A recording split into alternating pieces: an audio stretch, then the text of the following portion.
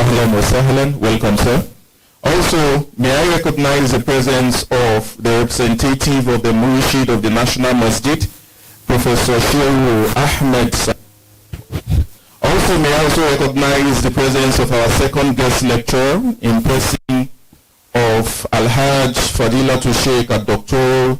Abdul Mu'min Yusuf Ashibo, the Chief Missioner Aminin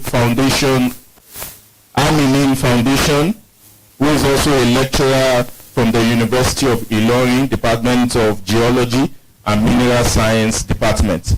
You are highly welcome, sir. Also, may I also recognize the presence of the representative of Right Honorable James Faleki, ably represented by Ambassador Aliu Lawal Saulawa, the Aid Registration Support Group Nigeria and the Aspro.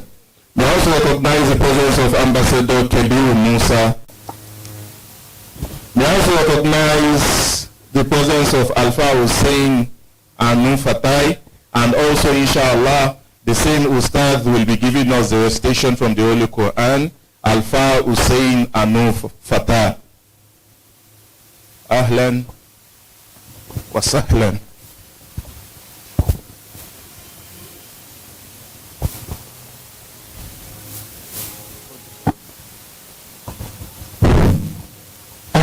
من الشيطان الرجيم. بسم الله الرحمن الرحيم. أقدم تحية عالم الجنة أطية صوفيا أبوه أواكم قيلا السلام عليكم ورحمة الله تعالى وبركاته. أعوذ بالله من الشيطان الرجيم. بسم الله الرحمن الرحيم. والعصر إن الإنسان لفي خسر إلا الذين آمنوا وعملوا الصالحات وتواصوا بالحق وتواصوا بالصبر. أعوذ بالله من الشيطان الرجيم. بسم الله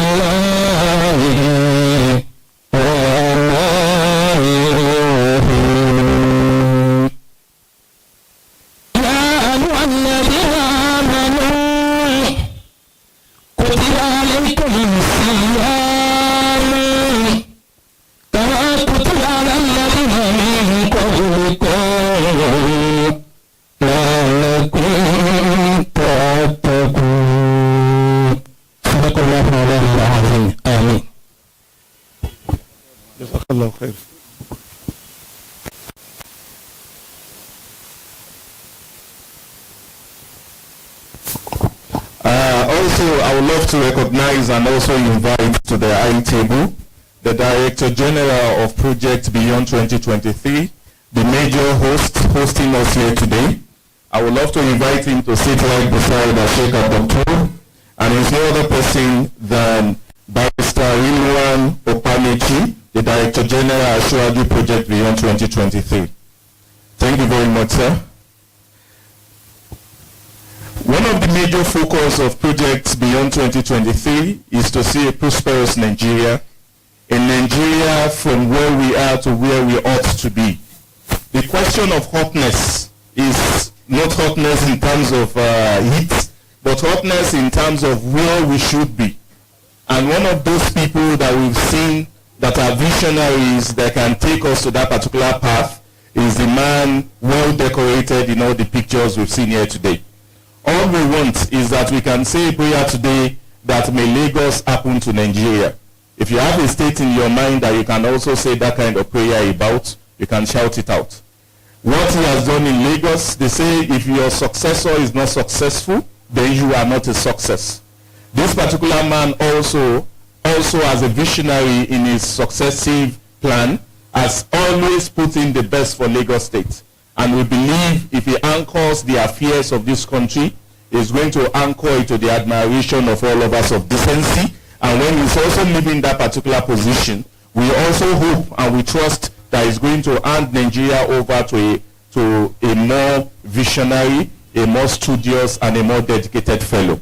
May I call upon the major host for today, in person of Barrister Rilwan Opanichi, the Director General, Asiwaju Project Beyond 2023, for his welcome address.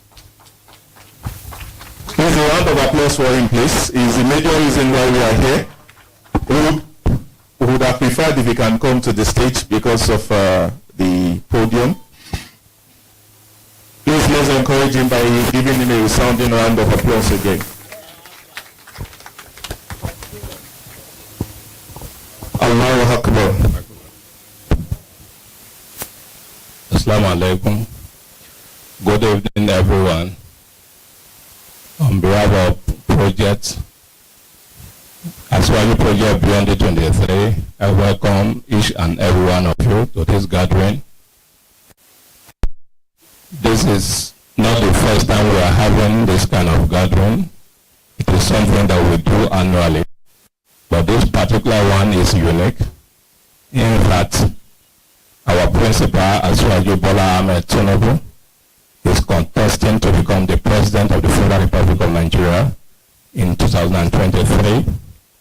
And also, Nigeria, our nation that is coming to govern, is in a dire state of our prayers. Nigeria is passing through a difficult time that requires all of us to come together in one faith and in one accord to pray for the peace of the nation. Because even if Asiwaju wins, without peace, there is no way he can govern effectively. We also need our able leader, President Muhammadu Buhari, to bequeath a peaceful Nigeria to him. That is why this particular gathering is very unique. We, Asiwaju Project Beyond 2023, a body that has been in existence for the past 13 years, propagating the virtues and political philosophy of Asiwaju Bola Ahmed Tinubu, deemed it necessary that despite the political situation up and down that we have faced, there is need for us to have this particular event, and it has to be today. And we are glad that all of you are here.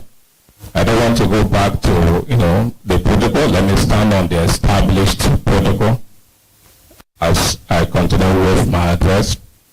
We are here today to celebrate a man who is a political colossus, a political leader, an astute politician, a political juggernaut, a political icon, an enigma, a leader of leaders, a kingmaker. He's a man that we cannot describe with words. He's a leader that has dedicated and emptied himself for the sake of the nation and ordinary Nigerians. He's a man that we know has the capacity, the confidence, the vision, the ability to run the affairs of this nation. And under the Islamic law, there are certain qualities that a leader must possess. And we can testify that Asiwaju is an honest man, is a man that is humble, is a man that doesn't hate or envy another, is a man of piety, is a pious man, is a man that is disciplined and determined, is a man that is hardworking, is a man that I can say fulfills all the qualities as laid down for a good leader under the Islamic law. And that is why this gathering is very important. Because we are not here to celebrate or pray for a mediocre. Not even in the enemies who disagree with us on this point. It's a man that, when given the opportunity, he wants to give his best. He has done it before, he is still doing it, and he will continue to do it. Today is not a speech-making day. Let me limit my speech by thanking all of you for coming here, by, praying that as we live here, God Almighty will continue to reward you. We thank you because you have a lot of things to do, but you have deemed it necessary to dedicate this time to pray and celebrate Asiwaju.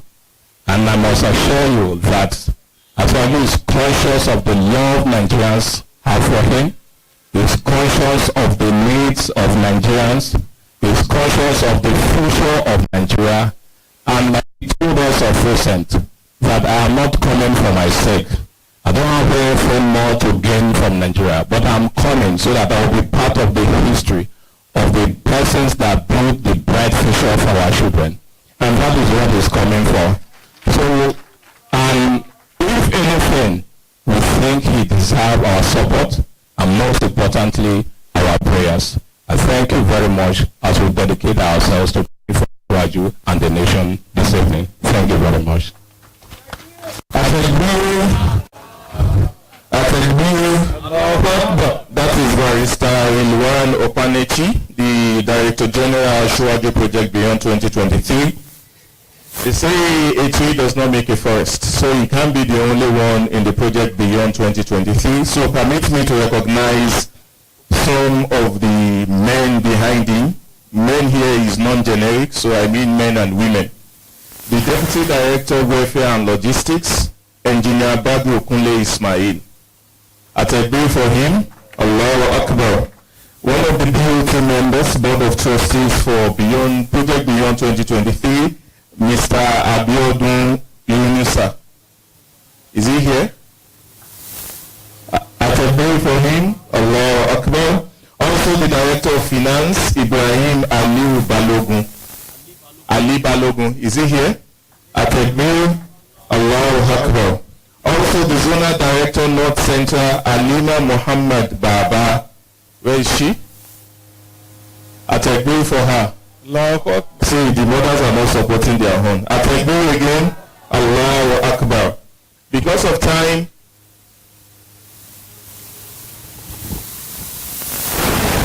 of time, we would go to the next thing on the agenda, one of the major reasons why we are here. And the lecture is supposed to be given and delivered by Professor Shehu Ahmad Said Galadanchi. For those who do not know Professor Galadanchi, he is the Murshid of the National Masjid. He has been the Vice Chancellor of then Sokoto State University, now Uthman Danfodio University. He was at one time the Ambassador of Nigeria to Saudi Arabia. He's a Professor Emeritus. He's a septuagenarian. And he is ably represented here today. Before you can send somebody as his representative, you should know the person fits the cap. And he's no other person than Al-Imam Hidayatullah Abdul Ghani, the Imam of Form 1 Utako FCT Abuja. May I invite him to give the lecture on the topic. On the topic that has been given. I'm trying to recall the topic.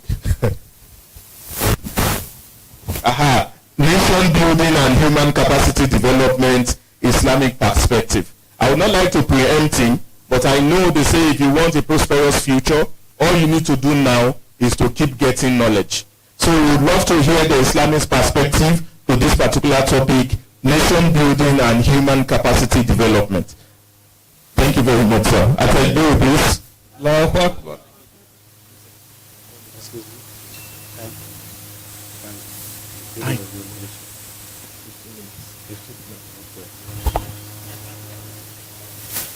أعوذ بالله من الشيطان الرجيم بسم الله الرحمن الرحيم وبه نستعين ولا حول لنا ولا قوة إلا بالله العلي العظيم رب اشرح لي صدري ويسر لي أمري واحلل عقدة من لساني يفقهوا قولي اللهم صل على محمد وعلى آله وصحبه وسلم تسليما كثيرا اللهم يا من يرى ما في الضمير ويسمع أنت المعد لكل ما يتوقع يا من يرجى في الشدائد كلها وإليه كل الأمور يرجع ومن الذي أدعو واهتف باسمه إن كان فضلك فقيرك يمنع حاشا فضلك أن تقنط عاصية الفضل أجزل والمواهب أوفر.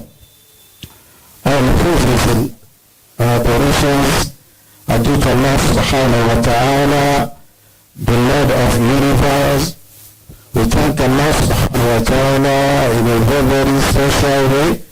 It is Allah subhanahu wa ta'ala bestowed His blessing upon me and upon you to witness this year Ramadan, and today as well we are we are marking the 15th of Ramadan. We pray Allah subhanahu wa ta'ala whatever we've offered and we've observed as an act of ibadah, may Allah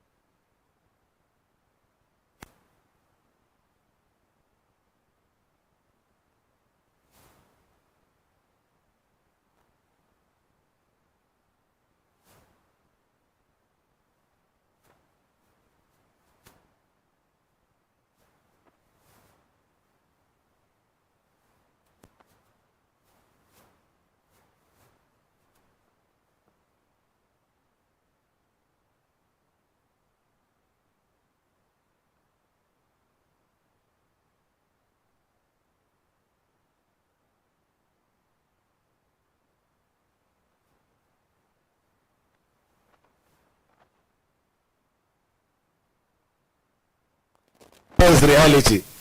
But when you travel to America, you want to greet them there, you say Olodu. They may not recognize your greeting.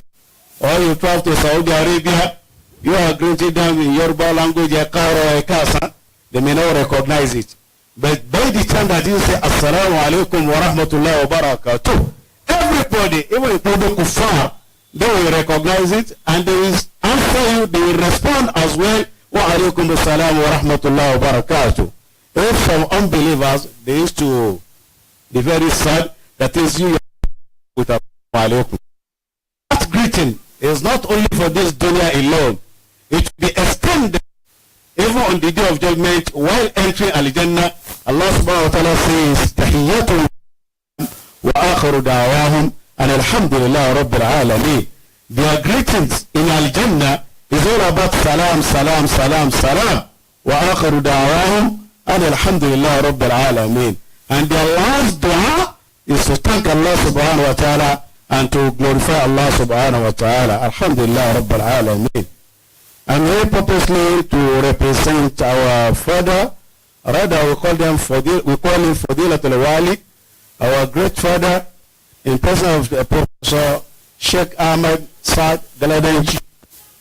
This post, all this place is for him. That is to give lecture, to honor this occasion, because for one reason the other not take it. That is the reason, as I am a small boy, I'm here to give the justice to the topic. And the information reached me just, I think, before yesterday, in the night, that I prepare and I will try to give justice to this topic. First of all, I want all of us to understand, because they say that nation building and human capacity development, Islamic perspective. I'm not talking based on American perspective, or UK perspective, or British perspective. No, I'm talking about Islamic perspective, that is what Allah subhanahu wa ta'ala says and what Prophet Muhammad says about nation building and human capacity development, Islamic perspective. First of all, this region, some people to this moment don't understand. They thought that Islam is only for us to seek for Al-Jannah, or to come to this world and pay, and observe 5 daily prayers, and to travel to Hajj, and to observe Ramadan in the month of Ramadan. To believe that is obligatory, and we are observing. But they don't know that Islam is all about 2 things. You must make that you succeed in prayer, and at the same time you will succeed on the day of judgment. That is the reason why Allah subhanahu wa ta'ala asks us the way to pay. If we want to pay and we want to make our supplication, Allah subhanahu wa ta'ala says that we should say that رَبَّنَا آتِنَا فِي الدُّنْيَا حَسَنَةً وَفِي الْآخِرَةِ حَسَنَةً وَقِنَّا عَذَابَ النَّارِ. It means that me and you and our leaders entirely, we have 2 roles to play, or duties to play in this world. How do we live a good life, and the life that Allah has commanded us, And how do we to make sure that things will be one on the day of judgment? That is the reason why Michael Hart is a kafir, that is unbeliever writer. He's an American person. He wrote a book. He said that the 100 most influential people in the world, and he rated Prophet Muhammad as number 1. And he received many attacks. Many people attacked him. Some people, marketers, businessmen, they said that you, Michael Hart, you lack marketing strategy. Here in this environment, majority of these unbelievers, they are not Muslims. How come now you wrote this book and you rated Prophet Muhammad as number 1? He said that you don't write this book for the marketing strategy. And as well, some unbelievers also came. They said that Michael Hart, you are not a Muslim. How come? How can you rate Muhammad as number 1? He said that I spent about 26 to 27 years to write this book. And I realized that some came to this dunya and they are so significant in terms of worldly achievement. Whereas spiritual achievement, they are zero. They don't have anything. And some also as well, they came to this dunya, they achieved spiritually and they couldn't achieve anything worldly. That's the reason why I cannot rate them. Even including Anabi Isa, our dear prophet and messenger Jesus, he rated him as a number 3.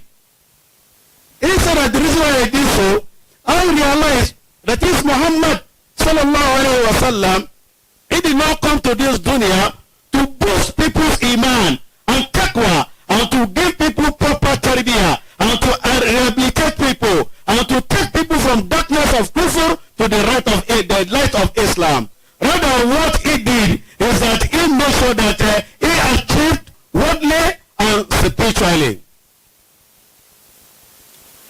It's not just an ordinary prophet that is telling people that mashallah, leading salat, only salat, and telling people how to give us zakat, how to pray, and how to conduct marriage, and how to fast. Rather, he taught people everything. What will make you to be successful in this dunya, and as well, what will you do to be among the successful on the day of judgment? That's what Prophet Muhammad did. And it's clear to us, when Allah subhanahu wa ta'ala sent Anabi Adam, when he wanted to create Anabi Adam, alayhi salatu wassalam, he told his malaika, وَإِذْ رَبُّكَ لِلْمَلَائِكَ إِنِّي جَاعِلٌ فِي الْأَرْضِ خَلِيفَةً قَالُوا أَتَجْعَلُ فِيهَا مَن يُفْسِدُ فِيهَا وَيَسْفِكُ الدِّمَاءَ وَنَحْنُ نُسَبِّحُ بِحَمْدِكَ قَالُوا سُبْحَانَكَ. That one as well, even Prophet Muhammad sallallahu alayhi wa sallam, you know, Allah subhanahu wa ta'ala, he became a prophet and messenger of Allah subhanahu wa ta'ala at the age of 40. And he spent about 13 years in Mecca calling people to say La ilaha illallah. And Allah subhanahu wa ta'ala, when he reached age of 53, Allah subhanahu wa ta'ala said, you have to move now. You have to migrate from Mecca to Medina to go and build Islamic nation. You have to go and build. And immediately that Prophet Muhammad reached Mecca and Medina people welcome and they received the Prophet well, and they started building. That's the reason why what Michael Hart was saying. He said that I found Muhammad as an engineer, an architect, and a soldier, military. He doesn't ask like this, tell his own battalions of soldiers, go to a particular battle and he will stay at home. No, rather he will be in the front. And he doesn't instruct his companions to go and build. Rather, Prophet Muhammad he will be in the front. He said, I'm building with two people. That is the reason why when he was building that Masjid al-Haram in Medina, he was building it by himself. And he was instructing them. He was telling them, this is what I want you to do. And up to this moment, did not change that plan. It's still there. No any architect in this world will reject that plan. It's still there up to this moment.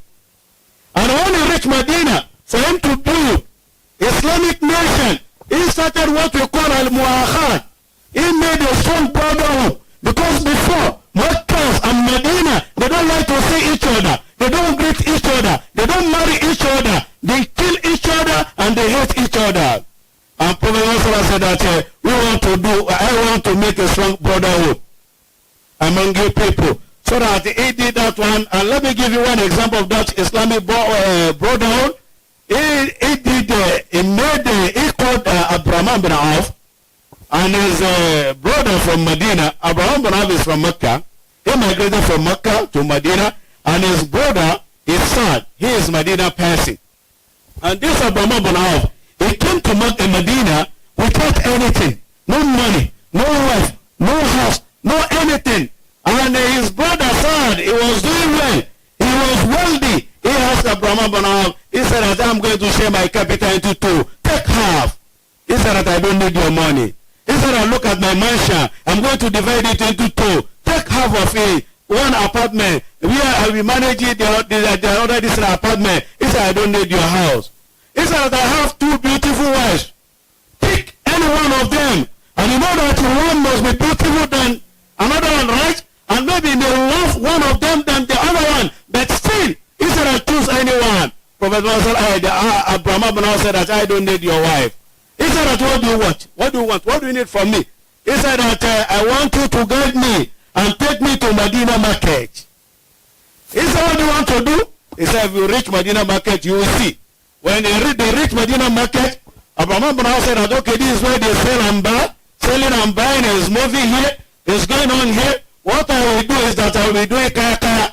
People will be buying goods and items, and I will carry it to them.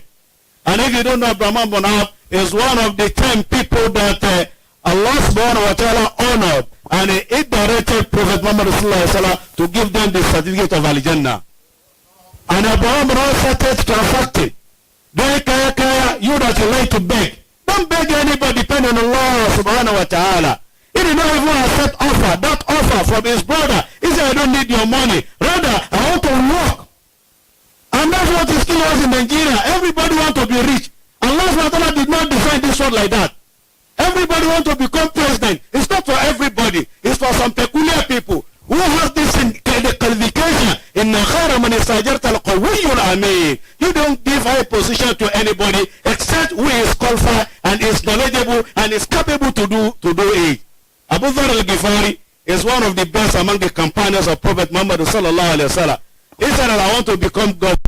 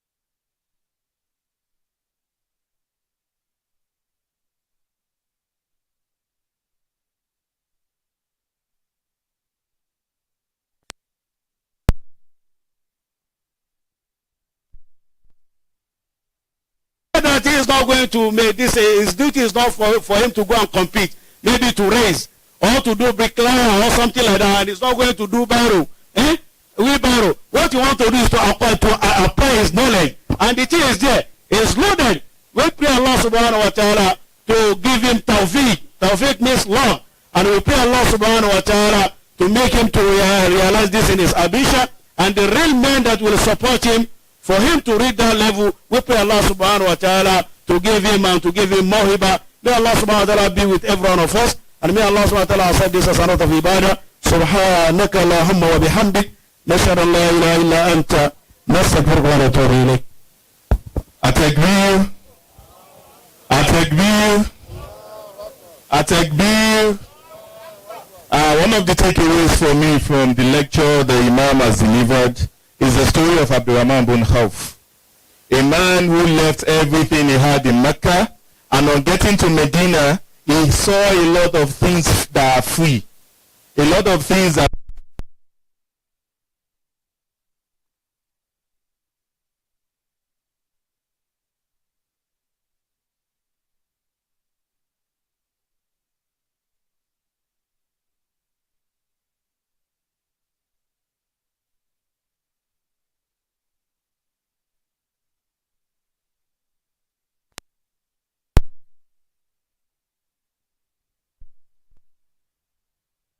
immediately after the mother died. But Ammar himself, after he embraced Islam, after the death of the Prophet, became stupendously wealthy. To the extent that the first masjid to be built and named after a person was Masjid al-Ammar. He was the one that built a masjid and named it after himself. Another story like that is the story of Abu Hurairah, radiyallahu anhu, Abdurrahman bin Sakhar. Abu Hurairah said, sometimes I faint. When I'm moving, I faint. And when I faint, people thought I had epilepsy, not knowing that I was fainting due to hunger. It was somebody that had nothing to eat, to the extent that he fainted on the road many times. But when the Prophet died, Abu Hurairah had collected the highest number of hadith narration from the Prophet. The Prophet had empowered him with knowledge. The Prophet had prayed to Allah to give him knowledge. And it was said that before the death of Abu Hurairah in his house, whenever he was relating a certain hadith, 16 people will have to re-echo his hadith before it gets to the last person. And it was also reported that he became stupendously wealthy. Unfortunately for him, Allah gave him a very long life, because he was the same person that prayed on Nana Aisha when Aisha died. And Aisha spent 40 years after the death of the Prophet. That means Abu Hurairah spent more than 40 years after the death of the Prophet. We say Jazakallahu khair to our Imam for giving us this particular wonderful and fantastic nasiyah. We pray it will be beneficial to all of us. Jazakallahu khair. Quickly, I've been told to recognize the admin secretary of Project Beyond 2023 in person of Alhaj Ahmed Somoye. Alhaj Ahmed Somoye. Alhaj Ahmed Somoye. Thank you very much, sir. Assalamu alaikum. A takaice shi babban bakon mai jawabi da ya sauka yanzu muke so mu dan bayyana kaɗan daga cikin abin da ya faɗa a cikin Hausa kaɗan a takaice. Shi imam ya kawo tarihi ne dangane da zamanin Annabi Muhammad sallallahu alaihi wa sallam, yanda ya rayu, da yanda ya tafi da al'umma, da yanda shugabanci yake tafiya. A bisa ga gaban da aka bashi matsayin shi nan mai yi jawabi a kan shugabanci yadda za a rike mutane a tafiyar da shugabanci al'umma. So sai ya ɗauko ɗan tarihi a takaice ya nuna mana yadda manzon sallallahu alaihi wasallam ya yi rayuwa a Madina, ya kuma gina masallacin Madina da hannunsa. Yana cikin shi ne first engineer wanda ya fara gine-gine, tare da shi ake yi. Idan ya tashi ba da umarni, tare da shi ake zuwa wurin umarnin, ba wani da yana gida ba da umarni a jayi ba. Shi ne shugabancin da yake kokarin nuna mana. Saboda haka muna roƙon Allah a wannan gaba, duk wanda zai samu wannan kujera, musamman shi baba wanda muka tsaya nan saboda shi, ya ɗauki wannan tarihi ya yi koyi da shi, ya ba da umarni ya kasance a wurin. Wassalamu alaikum. Wa alaikum salam wa rahmatullahi wa barakatuh. Jazakallahu khair. Quickly, I need to recognize the presence of Honorable Adamson O. Ainde, the Deputy Director, Strategy and Communication. Where is he? Allahu Akbar. Thank you very much, sir.